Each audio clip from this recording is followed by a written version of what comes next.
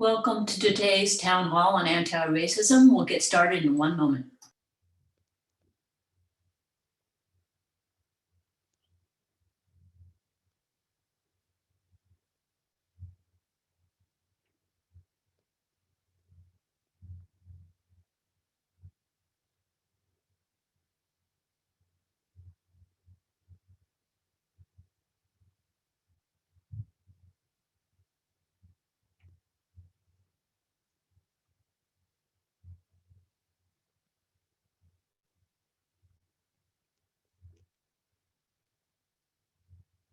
Good afternoon and welcome to today's anti-racism town hall focusing on faculty.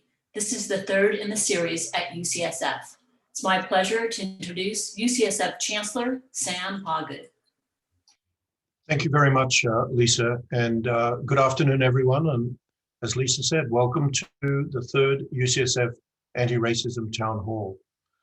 Now, over the last 9 months, there has been a clear and loud call across the country and here at UCSF to confront systemic racism. During this time, the UCSF leadership team heard from faculty, students, and staff, and we have taken steps to accelerate our efforts to create a campus and health system that is free of all forms of discrimination. An important part of this was the establishment of the Anti-Racism Initiative that is led by Vice Chancellor Renee Navarro. Last week, our nation witnessed the inauguration of President Biden and Vice President Harris. The new administration has signaled its plans to advance racial equity, starting at the very highest levels. We are very encouraged by this, and I want to affirm that I and my leadership will continue our efforts to dismantle structural racism right here at UCSF at the local level. Our anti-racism efforts include recent changes that we have implemented, including, and this is just a few, the Foundations of Diversity, Equity, and Inclusion training module was launched for all members of the UCS enterprise this week. And I hope you will all, as soon as possible, take this important training module. And we have formalized a guideline mandating that all committees be appointed by me or by members of our cabinet should be composed of 50% women and underrepresented minorities. Indeed, my leadership cabinet approved this almost a year ago, and it has been very, very successful. You're going to hear more details about this and other programs from our speakers. Finally, I would like to point out that these town halls are another key component of the Anti-Racism Initiative. They give us the opportunity to continue facilitating this important dialogue and track our progress. I know many of you have said accountability and metrics are critical, and these town halls are one way to communicate our progress towards that. So I thank you very much for joining us today and participating. And now on to today's conversation. This town hall will focus on anti-racism efforts for our faculty. Our panelists are Brian Aldridge, Vice Provost of Academic Affairs, Shamila Majumdar, Chair of the Academic Senate, Talmadge King, Dean of the School of Medicine, Alicia Fernandez, Professor of Medicine and Director of the UCSF Latinx Center of Excellence, Carol Gross, Professor of Cellular Biology, and Mark Ansell, Professor of Microbiology and Immunology.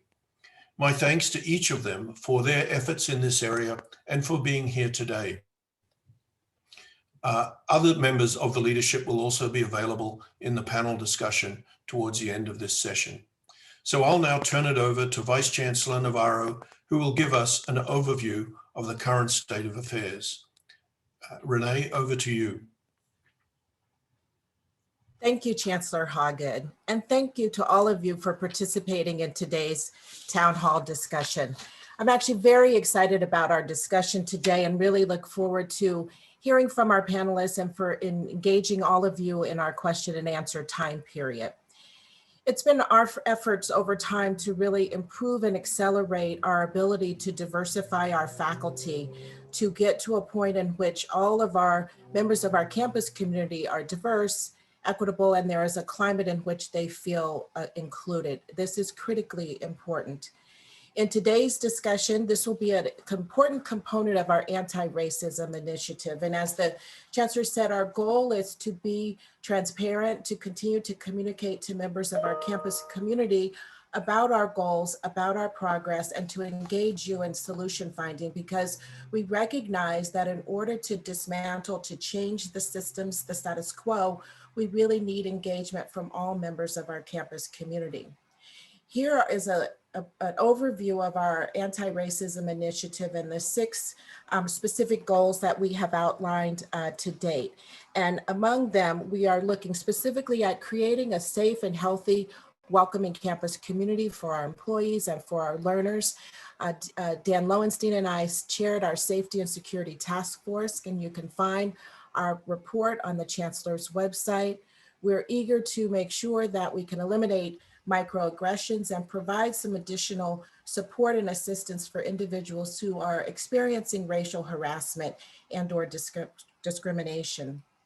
And eliminating anti-racism knowledge gaps, it's both with our trainings that was launched, but also within each of our schools and the graduate division, working on curricular elements for our learners. In committing to our Bay Area with both the Institute, the Anchor Institute initiative, as well as working with our Center for Science and Educational Outreach and our health equity partners, we're really working to make sure that we can have a positive impact on our community.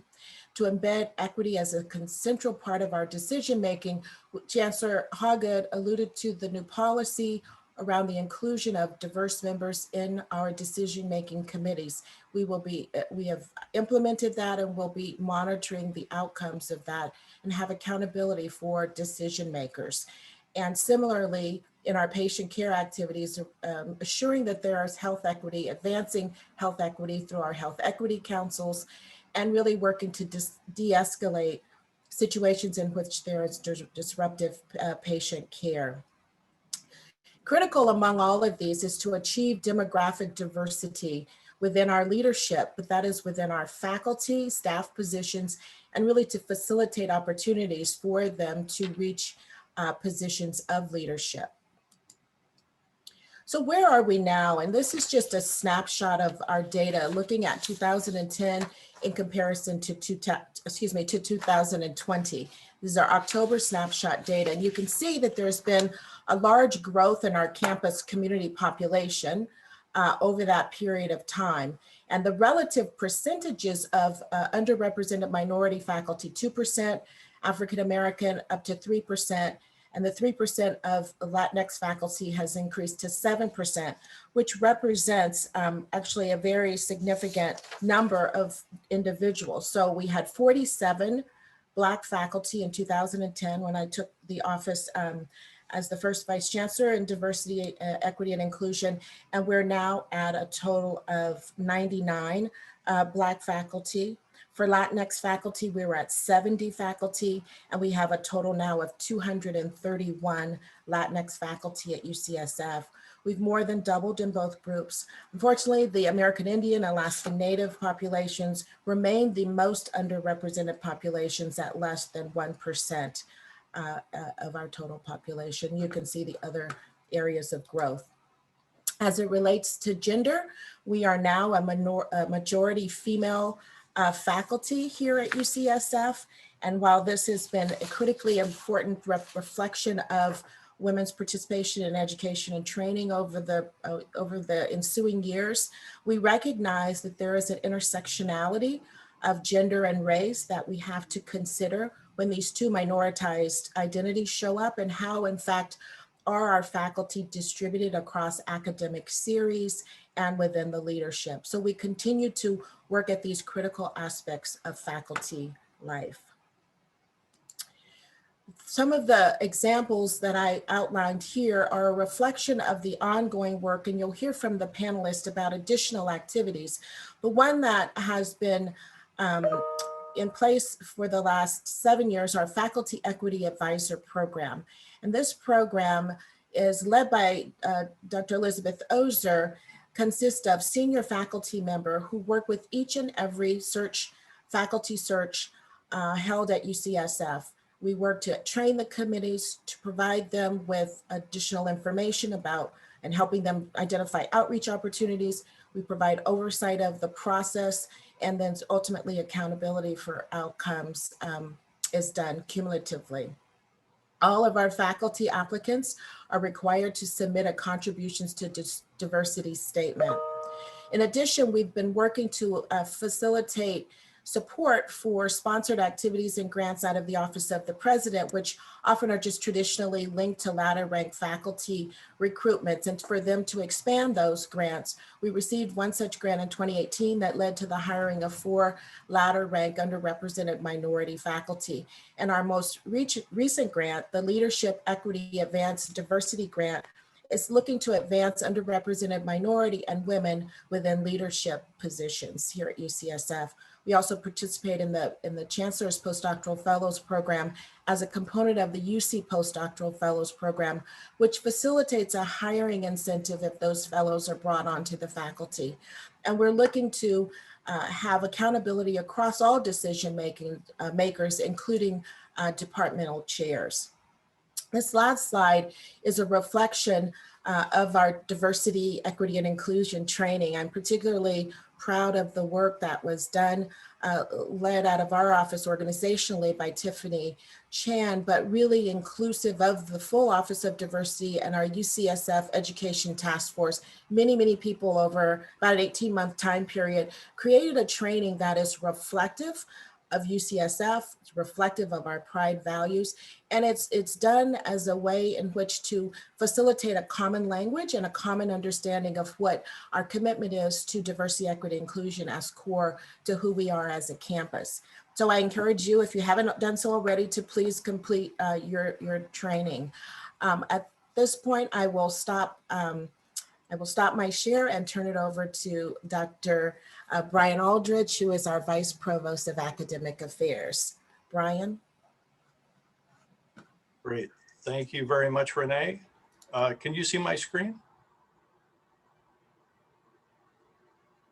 Yes. Yes. Sorry, thank you. So good afternoon, everyone. What I'm going to do is briefly cover 3 topics, and I'm going to begin with results from the most recent faculty climate survey from 2017 that speak directly to the perceptions and to the experiences of our underrepresented minority faculty. I think as I summarize these results, it'll be clear that we as an organization have some way to go in terms of equity and inclusion. Included in the URM faculty for this presentation are Black, Latinx, Native American faculty.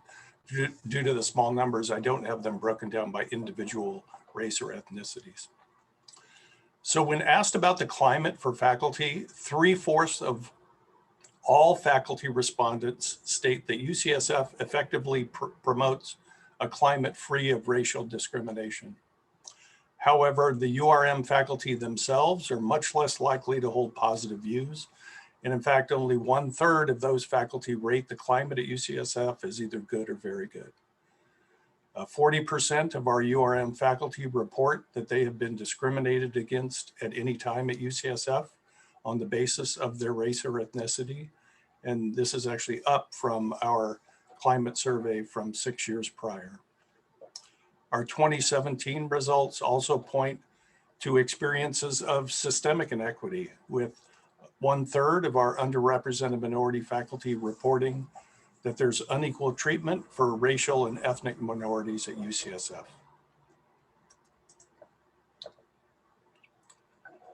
Despite these concerning findings, our URM faculty show very strong participation in programs that are offered through our office to support and to foster faculty development and opportunity. Compared with white faculty, URM faculty are more likely to have a mentor. They're also more likely to report a positive impact of mentoring on key elements of career satisfaction, such as leadership opportunities and prospects for advancement.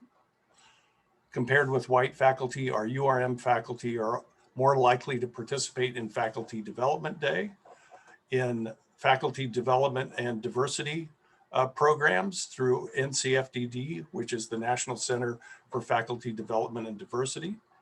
Also more likely to participate in the UCSF Coro Faculty Leadership Program. And I'll note that 1/3 of our URM graduates from the Coro Leadership Program have gone on to chair level or dean's office level leadership positions. A few words about COVID. The pandemic, of course, is presenting challenges for all faculty, but baseline inequities for faculty of color in terms of personal health, access to healthcare, income, wealth equality make it more likely that they'll be directly impacted, and also more likely that they'll be in positions of providing support to family members, loved ones, and UCSF colleagues of color who are facing their own challenges. At UCSF, there's a longstanding tradition to take context into account in academic review. So in that spirit, we're asking faculty to use their CV and the personal statement functionality in advance to provide information on both challenges and positive contributions so that they can be appropriately considered in the academic review process. So when faculty log into Advance, there's a red banner that you'll see that will direct you to guidance on how to prepare a COVID-related personal statement and how to upload it. And we'll be monitoring the use of these personal statements and the impact on academic progression for those most likely to be disadvantaged. And then finally, I'll just mention the issue of salary inequity. From our climate survey results, we know that our URM faculty are less satisfied than their white colleagues with income. To date, we've conducted 4 years of salary equity studies with a focus on women and URM faculty. And over this period, a total of $2 million in equity adjustments have been made. And our next faculty salary equity review is scheduled to begin this fall for fiscal year 22. And with that, I'm going to try and stop sharing my screen and turn it over to Sharmila. Good afternoon. My name is Sharmila Majumdar, and I'm the chair of the UCSF division of the Academic Senate. At UCSF, greater than 58% of the URM faculty fall in the health sciences, clinical, and adjunct series. I dare say the statistics are about the same for gender distribution. UCSF Senate petitioned 10 years ago to the system-wide Academic Senate that faculty in the adjunct and health sciences clinical faculty series be part and members of the Senate, arguing that many faculty do exactly what Senate faculty do. At the system-wide level, we failed, but at UCSF, adjunct and health sciences faculty are all part of the Academic Senate. We are one faculty. This is not true in other campuses. The Academic Senate is the premier model of shared university governance. Most significant issue facing non-Senate faculty, especially those in the health sciences, is the absence of shared governance and their contribution to participate in decisions that affect their work as part of UCSF or UCSF Health. There are, of course, other issues, the perception of non-merit-based hierarchy, the inability to be primary mentors for graduate students, and others. These issues affecting a significant fraction of our health sciences clinical faculty, URM faculty, our women faculty have all been recognized at the Academic Senate at UCSF and also at system-wide over the last couple of years. UC Health put together a diversity task force, which was chaired by our Dr. Navarro and Dr. Nation from the UCOP, and the report was entitled Disrupting the Status Quo. The recommendation number 13 suggested that we address structural barriers that prevent non-academic Senate faculty from fully participating in faculty governance. To this end, system-wide Committee on Academic Promotions is looking at advancement accelerations and have put forward the proposal, which has been accepted and has been passed by the system-wide council, that there be transparency with specific criteria for advancement. At UCSF only, there is an online module called the PMAP, which provides the requirements for particular series, the requirements for change in series. We are advocating very strongly that change of series, if required, if desired by the faculty, actually be provided as an option to faculty, and faculty be hired in the most appropriate series when they are hired. However, for health sciences clinical faculty, having shared governance with campus is not the only thing. Shared governance with UCSF Health is very key to their day-to-day existence. To this end, Senate has worked with UCSF Health. There are faculty in many of the key committees of UCSF Health. More recently, ad hoc Senate committee, the Clinical Affairs Advisory Group, met regularly at UCSF for 2 years and consisted of faculty with clinical duties from all the campuses, and along with UCSF division, proposed that there be a task force at UC Health, which actually looked at these issues related to health sciences faculty, to our URM faculty, and actually work together to implement the recommendations, number 13, from disrupting the status quo. Unanimously voted by Dr. Byington, the CEOs, the deans of the health, of UC Health, deans of the schools of medicine, and the chancellors, this task force is now going to be a reality. So with that, I just want to tell you, UCSF, the division academic senate, is committed to helping all faculty. We do not discriminate by series, and certainly by no other metric. This is your Senate. Get engaged, work with us so that you can voice your needs and change so that we together can disrupt the status quo. Thank you. And now I will hand over to Dr. King, the Dean of the School of Medicine.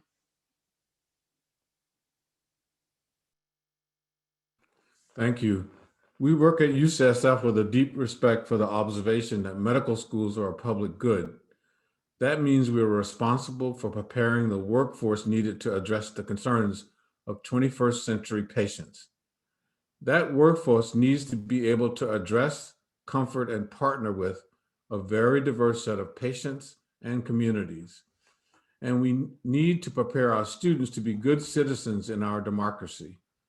Recruiting and educating a more diverse workforce is important. In 2015, we developed Differences Matter, a multi-year, multifaceted School of Medicine initiative to develop and implement programs that drive structural change to increase diversity, equity, and inclusion. We identified 6 critical areas of focus: clinical health equity, leadership development, learning environment, pathway outreach and pipeline programs, recruitment, retention, and climate, and equity in research. First, we committed substantial resources to this program, not only in the form of funding programmatic development, but also providing financial support for the time and effort of faculty and professional staff to do the work. Second, we selected talented faculty and staff to co-lead the different action groups. This intentional and thoughtful selection of our leaders provided opportunity for institutional experience and visibility that has helped fast-track these leaders' careers.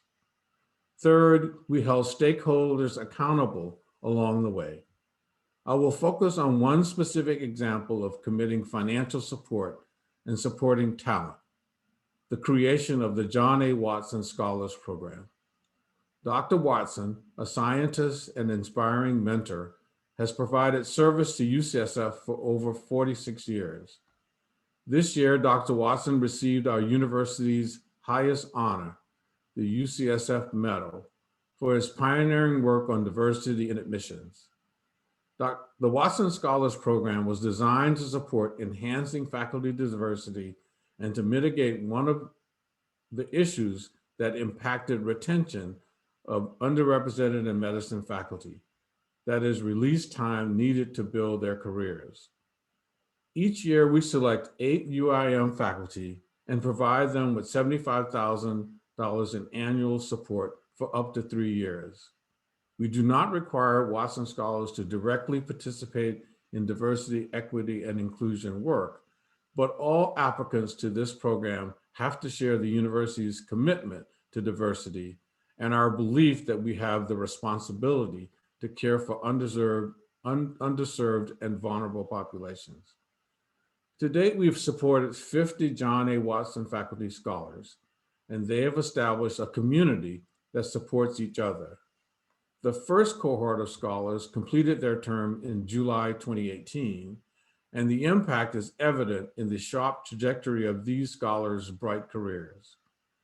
Allowing them time and space to pursue big grants, projects of interest, and make institutional impact demonstrated to all of us that providing support and mentorship to our junior faculty has a direct correlation to their success and retention at UCSF. We need more of this type of support for all of our faculty. I'm proud of the progress we have made, but we are not resting on our laurels. There is no silver bullet for this work. Advances are only made through concerted effort over time. We can make a difference if we all remain focused and committed to creating a diverse, equitable, and inclusive environment for our patients, our faculty, our staff, and our learners. Thank you all very much. Now I'll pass it on to, I think, Michael Penn and Carol Gross. I think I'm next, Talmadge. Oh, sorry. Thank you. Alicia Fernandez. Thank you, Talmadge. Hi, I'm Alicia Fernandez. I direct the UCSF Latinx Center of Excellence, which is primarily a workforce program.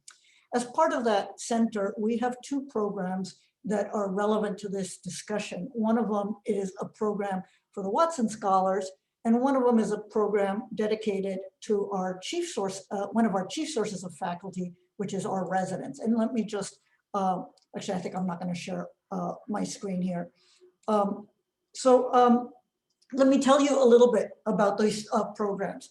So for the Watson programs, we're building, we've built a small faculty development program that piggybacks onto the very large investment made by Dean King that he just described. And what we do is that a group of us faculty meet with those scholars about 4 times a year to do a series of workshops in which we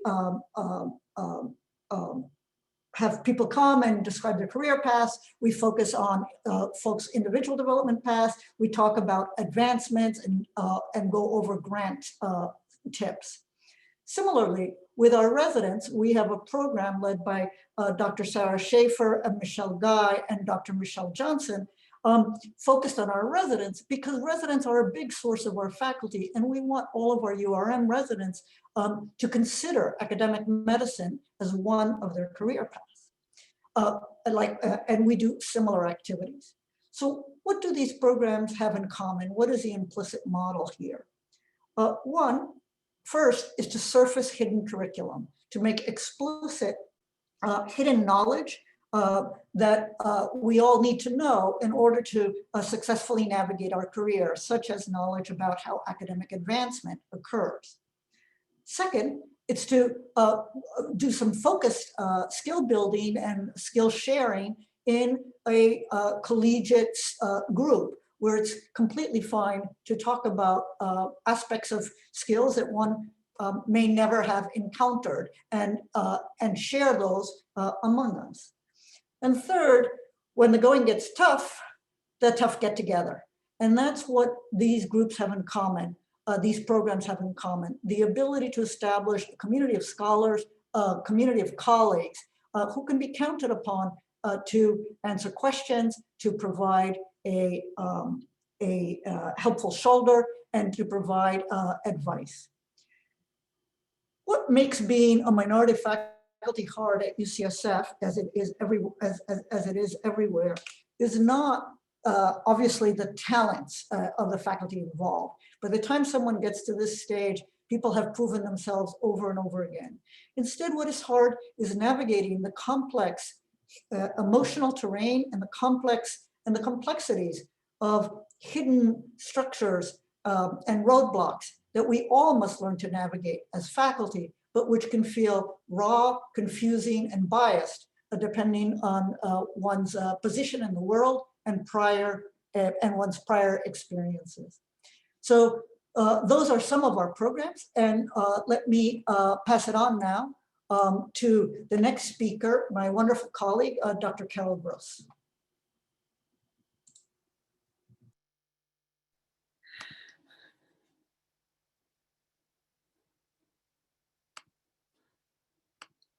You have to start my video because the host has stopped it. Pop up for that now. Thank you. Okay, thank you. Exit full screen, share screen.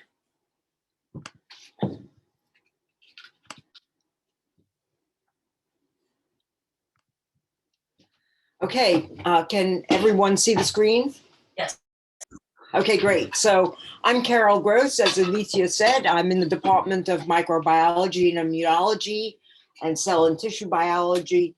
And I'm also the chair of the Student Faculty Basic Science Diversity Committee.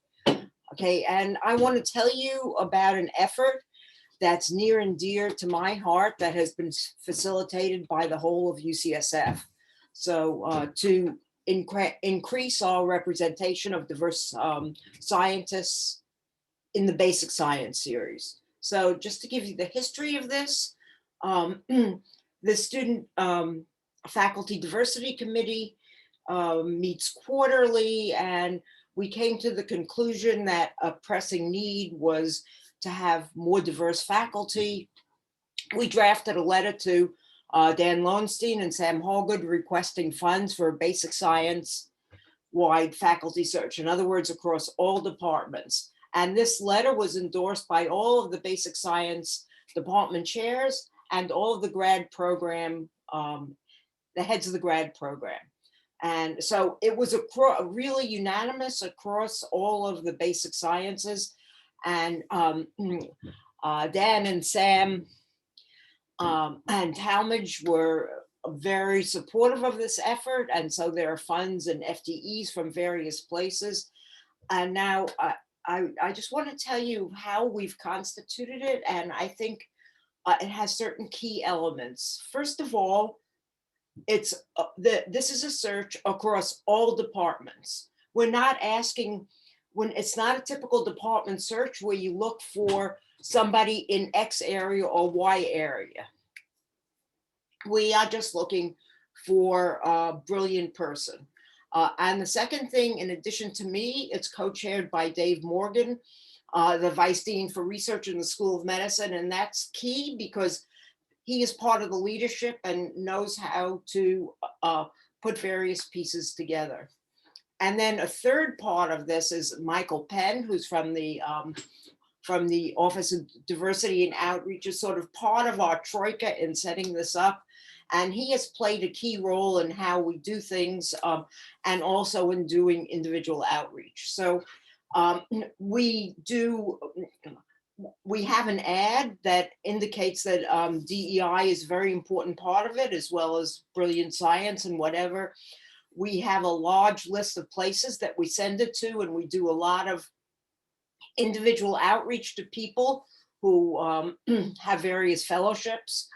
And then we get the applications, and we consider the quality of the contributions to diversity statement sort of a key gatekeeper in looking at this pool. So we are now on the fourth year of this search. And I just want to tell you what we've accomplished thus far. So 3 faculty were hired through this mechanism thus far: Jason Sello in Pharm Chem, David Booth in Biochemistry, and Allison Williams in CMP. This search also nucleated a new hire in Neurology, Corey Harwell. And we're currently recruiting for our next faculty hire. We've already done preliminary interviews. This is the most amazing group of candidates I have ever seen. I am so excited by them that we've sent 7 candidates to various departments for them to look at. And we're going to talk about this at the Basic Science Chairs meeting next week.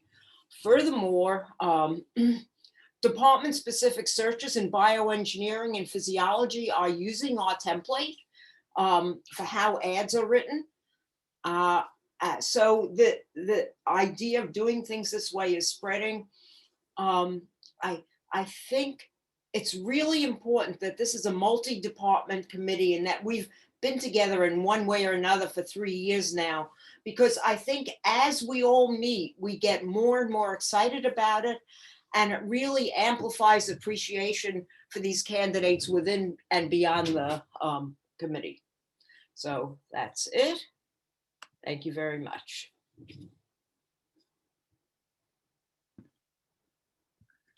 I believe I'm up next. I'm Mark Hansel. I'm a professor of microbiology and immunology, and I'm co-director of the BMS graduate program with Anita Sill. Has everyone seen me? I'm not seeing me. Yes. Okay, thanks, Renee.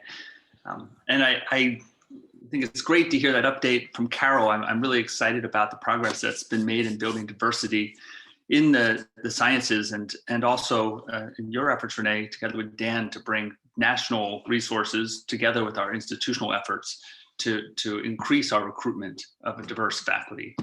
But the challenge for the research community is not just about representation and diversity per se.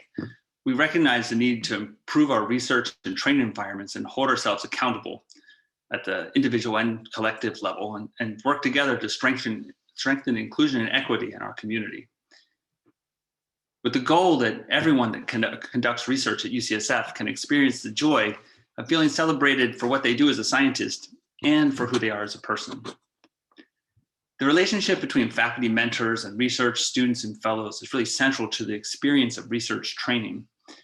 And because of this, effective, culturally competent mentoring is really essential.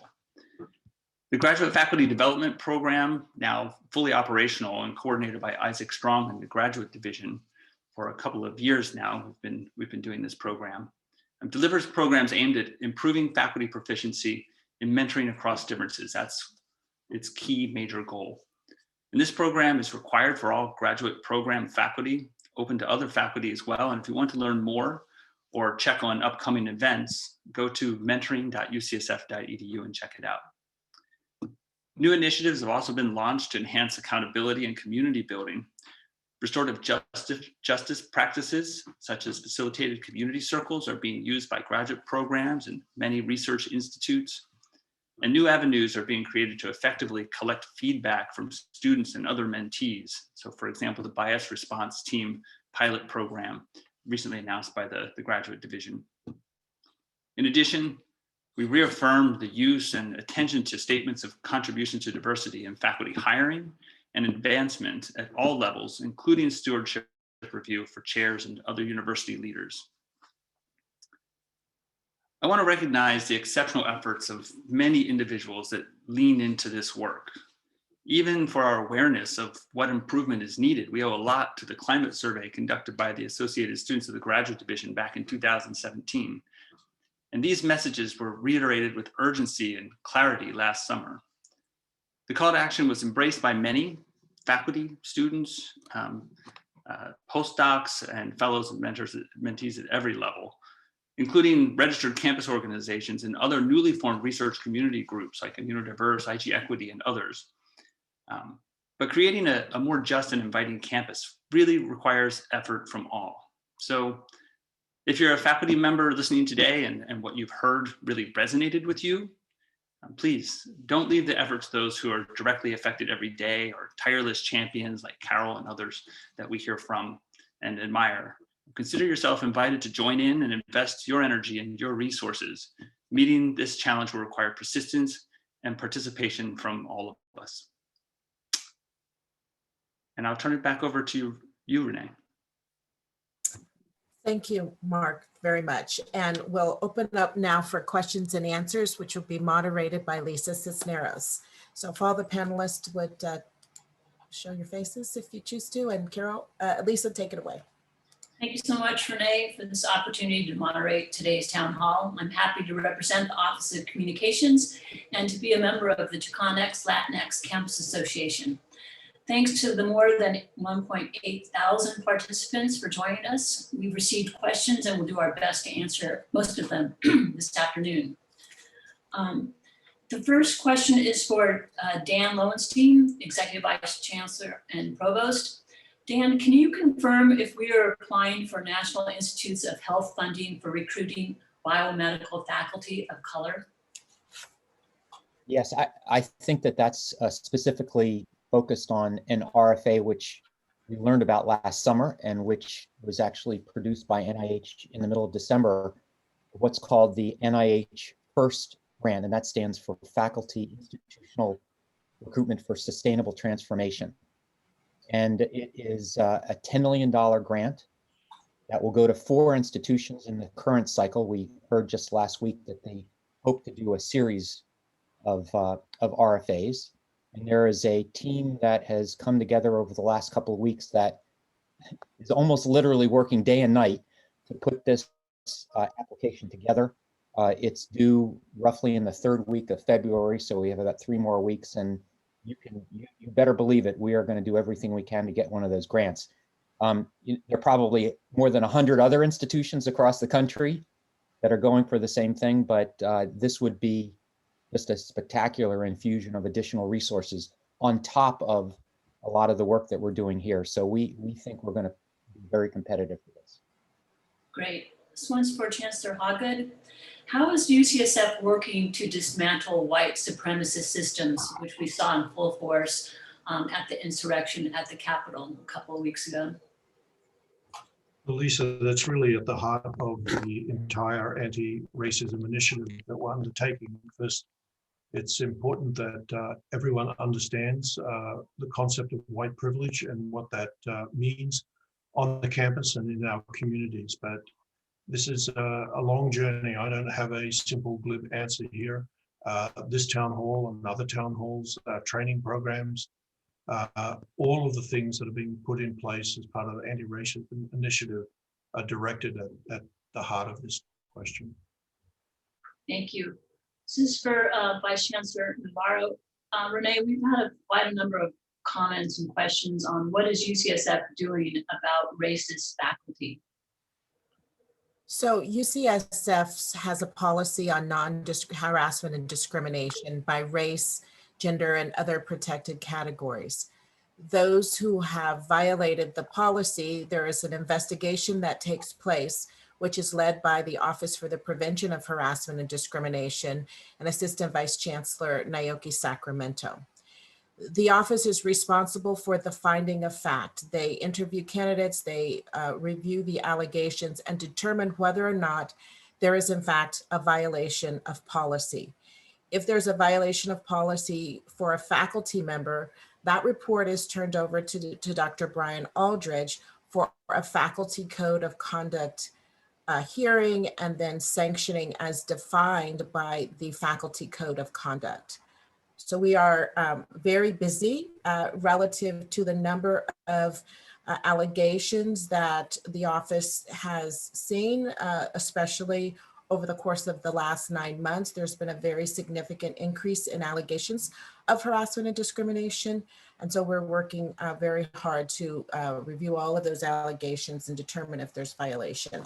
And Brian, you want to add as to the next steps when it's turned over to your office? Yeah, Renee, I mean, I could get into detail, but I think you covered it. The handoff is from your office to our office.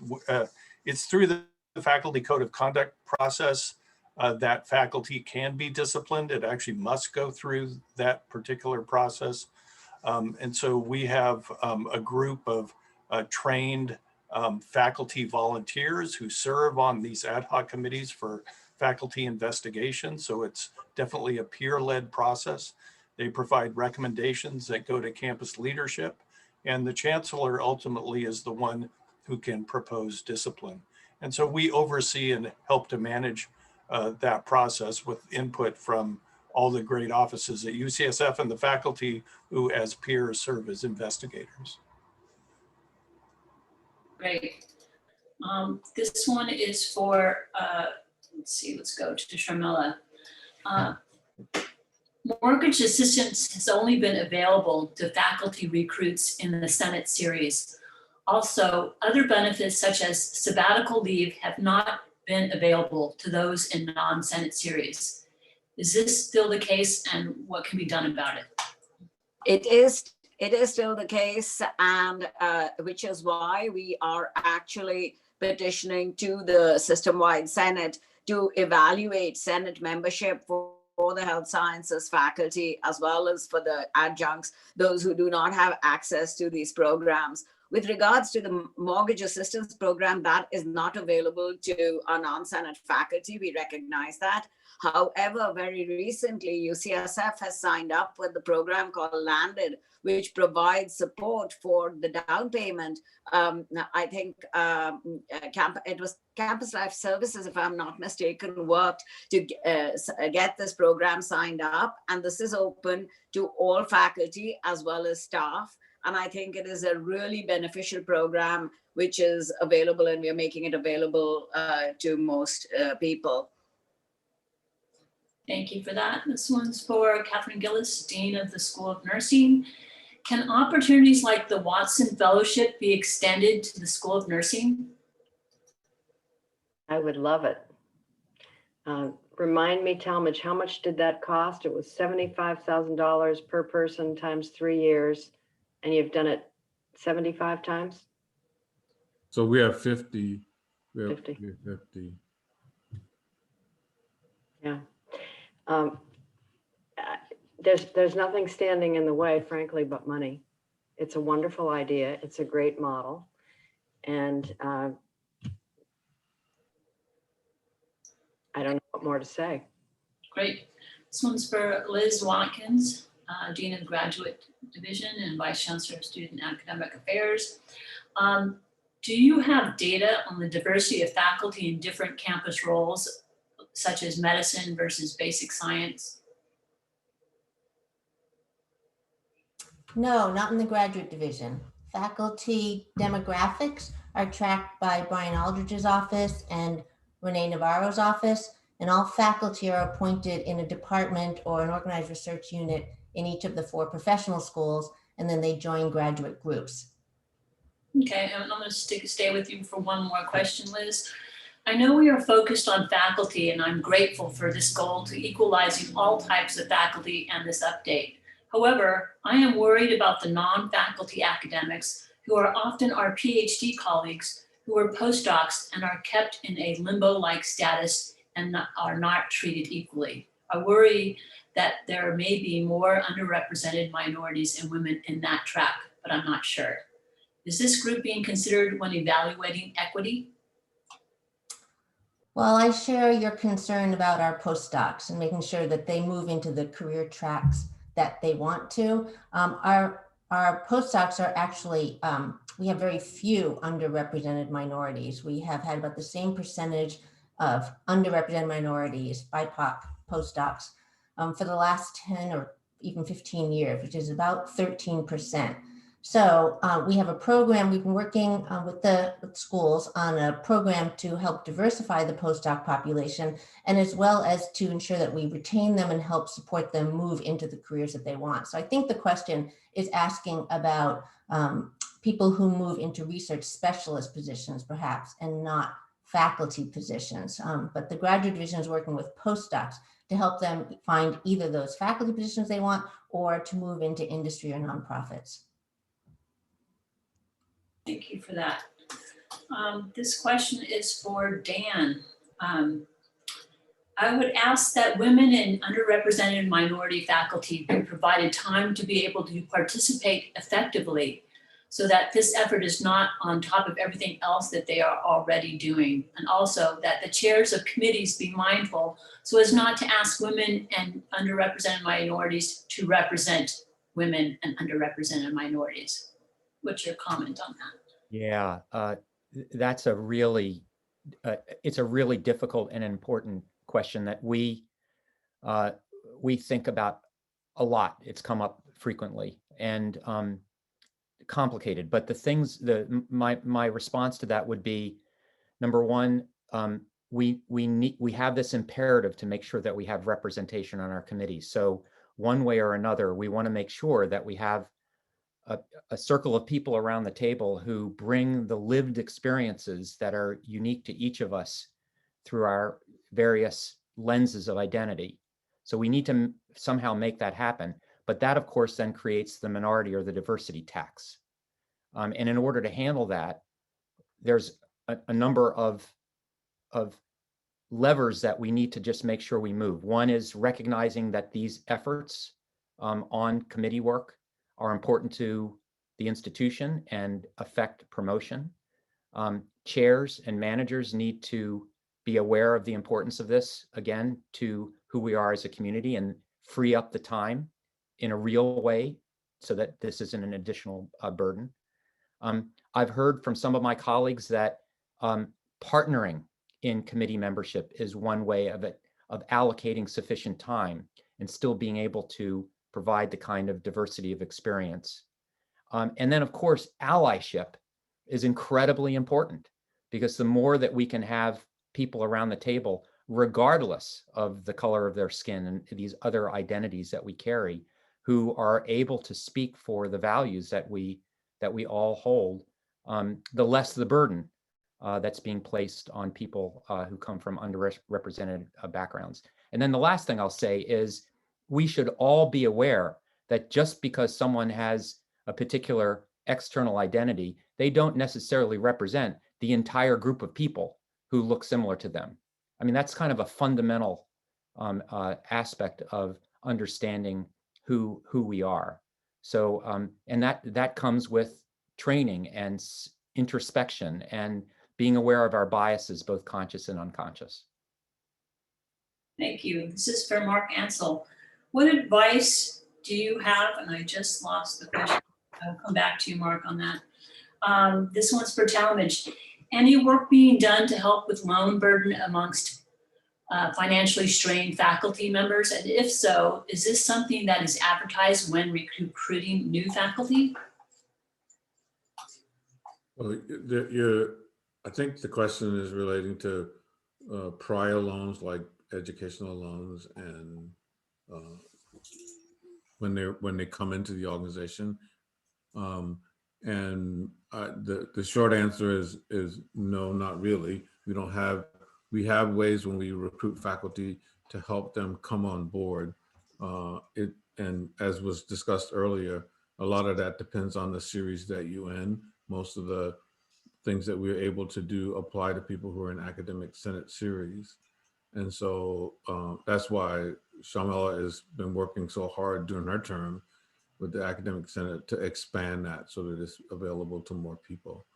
But so we have some programs like the housing program, the recruitment fund program, but there isn't a lot available. Okay, thanks. I found that question, Mark. What advice do you have for division chiefs or department chairs to foster an anti-racist culture? Well, I recommend that everybody really take very seriously the contributions diversity statements. We have a process all the time to evaluate how we're doing as faculty and to do that collectively within our departments, and to be very deliberate about making that an important part of your process is certainly one way. The other thing is to really challenge your faculty to engage in allyship activities. There's a lot of opportunities right now, and you can reach out through your graduate programs, through your research programs. There are many things like IDEA, Students for Diversity, these organizations that have been built up within research institutes, many opportunities to engage directly. And so division chiefs and department chairs can hold their faculty accountable to these things, but also point them to opportunities to engage. Great, thank you. And following that, to Vice Chancellor Navarro, what is the weight of the diversity statement for applicants? Are applicants asked situational questions regarding their experiences with anti-racism and their contributions to anti-racism? So the contributions to diversity statement ask each of the applicants to identify specifically what work they have done in the past as it relates to creating diversity, equity, and inclusion within their sphere, What are they currently doing, and what would they anticipate contributing to UCSF specifically in those roles? The statement they may talk about anti-racism, but that's not explicitly called out in those statements. It is a component of the application process. As the equity advisors, as we do the training with the search committees, encourage them to use that as a significant filter in deciding who is in the pool of qualified candidates. And we have a little bit of a metric so that they can look at those statements and compare the level of contributions. I know in the basic science initiative that Dr. Gross talked about, it is used very intentionally as the first sort of screening tool for the appropriate candidates being identified for UCSF. The questions then that are used subsequently in the search process, we have some recommendations around specific questions, but don't dictate to the various search committees which specific questions they ask during that search. Thank you for that. We have several questions on the impact of the COVID-19. So either Dan or Renee, or feel free, anyone. Because of the disparities of Black people experiencing COVID-19 4 times higher, what is the university doing to ensure that Black members of the UCSF community have the financial resources to make do?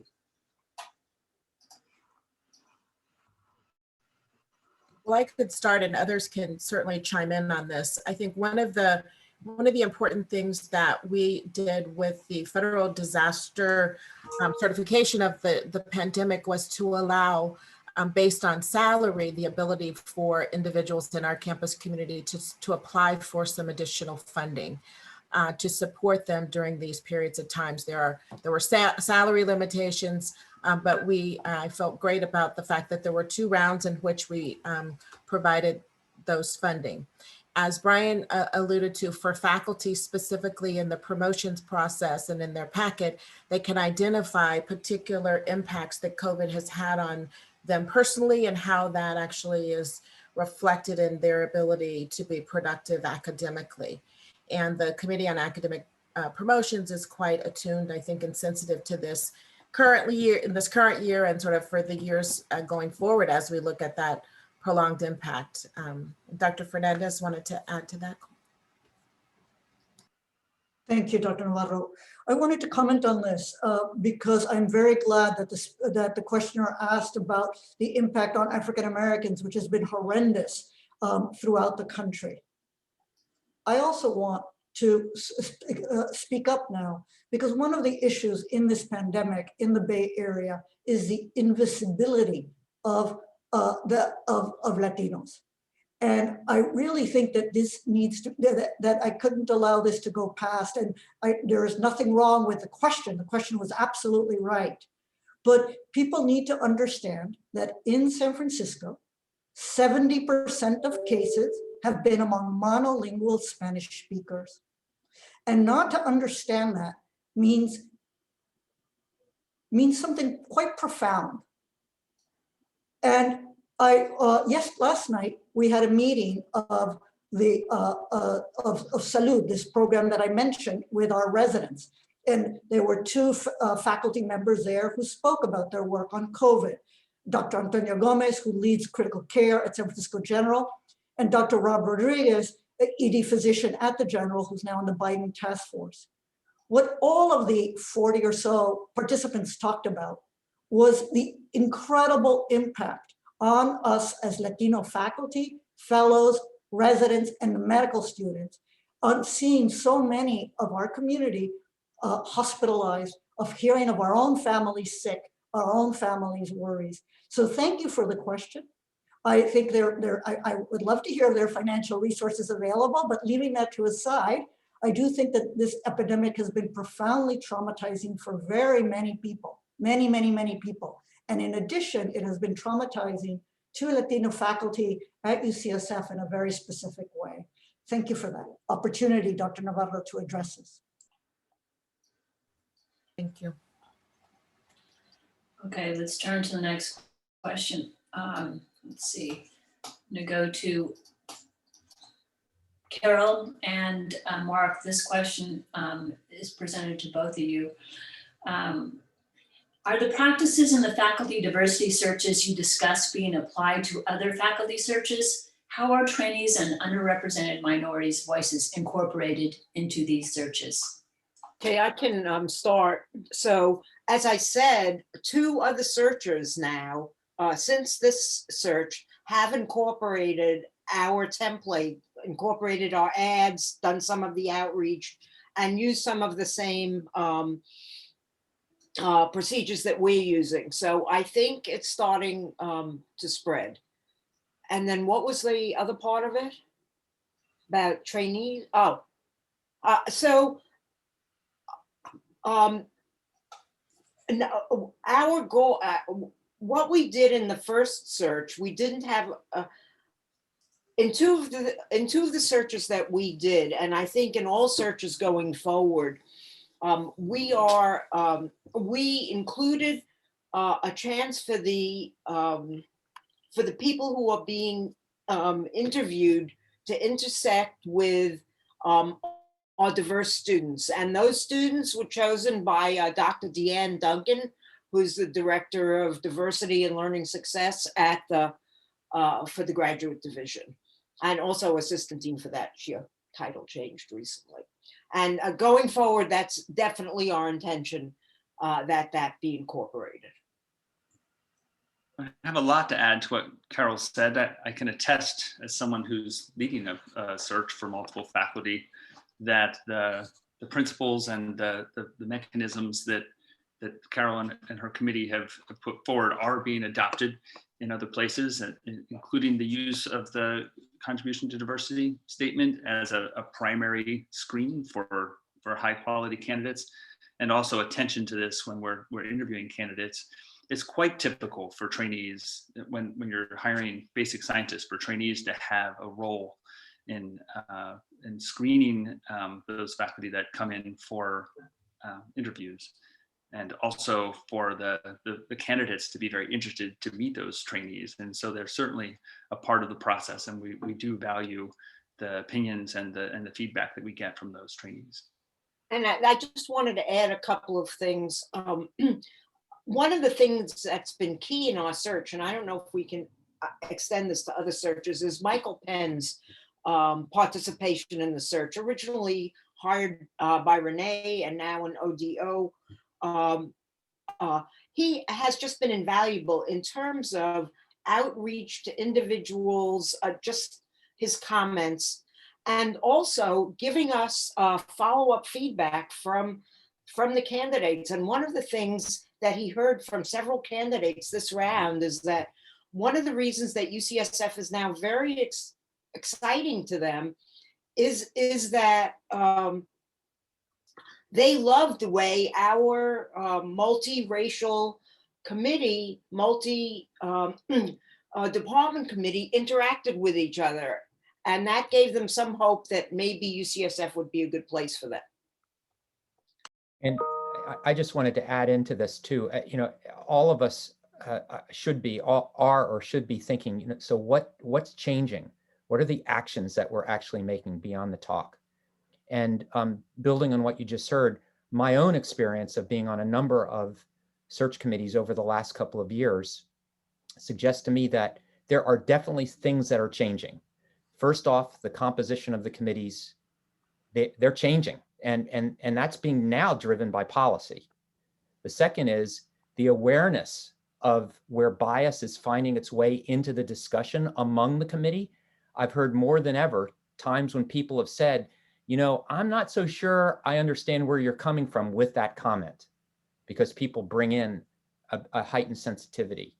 Third, as you know from Renee's important work, we have equity advisors who come in at the very onset of our searches, who spend at least a half an hour with the group right at the beginning to help set the stage for what the expectations are from the university, from all of us in terms of the way we go about the search. And then finally, this diversity statement. I've been on a couple searches now where the diversity statement has literally become the first filter that a candidate needs to get through in order to be considered for all the other criteria that we're looking for. If the person doesn't have a convincing diversity statement, that suggests that it's more than just talking the talk. They're very, very unlikely. In fact, they're not going to get through the search process. All right, thank you. This one is for Dean Gillis. What are proactive strategies that the School of Nursing is doing to be a national model in increasing diversity of the workforce in healthcare in general and in preparing nurse scientists and faculty in particular? Thanks, Lisa. I'm happy to have the chance to speak up again because I think my response to the Watson Scholars was perhaps a little terse. I'd love to have the money to replicate the Watson Scholars, and it doesn't mean that I'm not looking for it. But we have had, even within our own budget, the opportunity to do some things that I think are really important. First of all, Renee referenced the 2018 initiative that enabled us to hire, it was money from the Office of the President that enabled us to hire on our campus faculty who would represent diversity in the current scheme. Three of the four faculty members who were hired came into the School of Nursing. So we considered that to be a very successful initiative for us. Now that we have faculty in smaller numbers than we would like, we're working with those faculty who are from diverse backgrounds and are racially and ethnically minority in our community to try to put together resources that will support their success in our environment. And actually, as recently as this week, we had an all-school retreat talking with our faculty about what they need, talking with our staff about things that they would like to have in order to understand how the system works and how to develop successfully within the system. So there are conversations going on about how to make our community work for those who are already there. In terms of recruitment, I think we are pleased that there's such solid support within the school for initiating a cluster hire in the area of health equity. And that has begun. We're using resources that are internal to the school at this time. So that's challenging. We're looking for other resources at the same time. Importantly, as was just mentioned, as we screen for people to come into the school, that diversity statement is the first filter, just as Dan said. And that filter has caused some very qualified candidates to not progress successfully in our searches. My experience in talking with other deans about things that are happening around the country in nursing is to walk away thinking that while there are some principles we're all trying to enact, that community by community, the interventions need to be tailored. I am not often hearing from other people solutions that will work in my environment. And I think, I don't know, I'm not finished thinking about that yet, but I think what we're talking about today at UCSF are strategies that we believe are important to exercise in our community. And the only way we can really do it very effectively is to continue to talk with our faculty and to continue to be self-conscious and examining and evaluating, as people have said. So the short answer is, I'm not sure if we are a national model. As we learn, we will disseminate what we learn, but our concern right now is to get it right locally. Thanks for the question. Thank you. This one's for Vice Chancellor Navarro. How are activities in diversity, equity, and inclusion considered during promotion? I have noticed that faculty who do not have CV content for DEI activities still get promoted. I'm worried that commitment to DEI may be interrupted as helpful but optional for promotion, especially for more senior faculty. Thank you. That's a very good question, and I'll start, and perhaps Sharmila can add to that. But the contributions to diversity was added formally to the CVs of our faculty, and the Committee on Academic Promotion, as well as the Associate and Vice Deans in Academic Affairs, and at the departmental level. It starts at a process in the department to the Academic Affairs Deans in the schools, and then through CAP and to ultimately to Brian Aldridge. each have been asked to review those sections of the promotions packet to assure that it meets our expectations for individuals. We know that different academic series have a different set of requirements for promotion as it relates to scientific productivity or clinical engagement, et cetera. So yes, there are times in which there are not specific items identified within those contributions to diversity and faculty have been promoted. We're working with the Committee on Academic Promotions around that, doing education and training about it being tied to the core mission of UCSF, and for us to actually have a transformational change in our culture and environment, then it needs to be acknowledged and rewarded through the standard reward process for faculty, which is the promotions process. So we've come some ways with that. I think there's some opportunities to continue that work and advance that work further.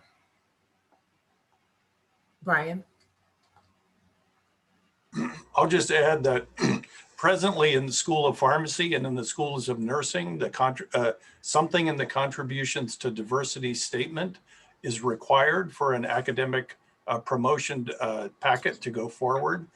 And this is actually a topic for discussion between the Vice and Associate Deans of Academic Affairs and CAP, Committee on Academic Personnel, at our retreat next Wednesday. The other thing is that the Academic Senate Committee on Equal Opportunity has developed guidance for faculty around, in a very similar way, Renee, to the way that your office has done for those who are applicants for UCSF faculty positions, guidance for how to develop an effective diversity statement and get them to really reflect on their kind of looking back at their accomplishments and what they've done, their lived experience, and also look forward to what they'd like to do so that it can be represented in the promotions process. Thank you. I have a question for you too, Brian. Is there public data about pay and rank by race and gender available? It's not published at UCSF, but if you hunt around at the Sacramento Bee or the University of California Office of the President websites, you can find information for the last academic year, not for the current academic year. I believe it's fiscal year 19 data is up. I don't believe fiscal year 20 data is up yet. I access those sites relatively frequently. It's not, for example, published on the UCSF website, but you can find information that could be helpful to you and colleagues when they're looking for a position or in negotiation. Okay, we're rounding down the hour, so I'm going to ask this for Vice Chancellor Renee Navarro and then turn it over to her for her closing comments. I am wondering if, while you are expanding the number of faculty of color, are you also hoping to expand to include more transgender faculty as well? So our work in diversity, equity, inclusion seeks to have representation across all groups. So yes, in fact, we are looking to increase members of our campus community of all genders, of all abilities, races. That is consistent with our goal for a diverse, equitable, and inclusive climate that's really reflective of the patients we serve, the students we educate, and the work that we do going forward, and the kinds of leaders that we want to produce and be at UCSF. So yes, it's inclusive of transgender. We've done work on our system so that people can self-identify as transgender, to change our name badges so that we had a big campaign around our gender inclusion and our pronouns, et cetera. So we are really moving in that direction as well. And I want to just take this opportunity to thank you, Lisa, very much for your able moderation of our question and answers. We've had over, looks like 200 questions that have come in, and I thank all of the panelists for their contributions to today's discussion. Chancellor Hoggood, thank you very much for your leadership in this area, and others, as well as the deans. To my chief of staff, Alejandra Rincon, I thank you particularly for making today's webinar occur. I think most importantly, to those of you who participated, to our audience, I want to say that I thank you so much for your questions, for your engagement, and your calls for accountability, to holding us accountable. We aim to have more transparency, to be accountable, to have ongoing support for underrepresented minority groups. I heard this from you, and this is consistent with what we're aiming to do. That we will continue to disaggregate our data and make sure that we're not hiding inequities in data that is not disaggregated. One of the additional things I heard from you is the need to make wellness inclusive of dealing with racialized trauma, both in the experiences of a person from an underrepresented group in a predominantly white organization. How does that impact your ability to contribute and be productive? And so we want to make sure that that's included in how we think about wellness as an institution, and we're working on that. And we also recognize the disparate burden of COVID and how it's impacted, as Dr. Fernandez so readily identified, Latinx families, African-American families, and other frontline folks. And what does that do to us as individuals when we're also contributing both to their care, to our education, and our research missions? So we are a community that is trying to move forward, working hard to dismantle the systems that perpetuate systemic racism. And all of our engagement will be critically important if we're to be successful in that. With that, I thank you all again. Please note that in the fall of 2021, we will be having another UCSF climate survey. So look out for work on that. Thank you so much. Bye-bye.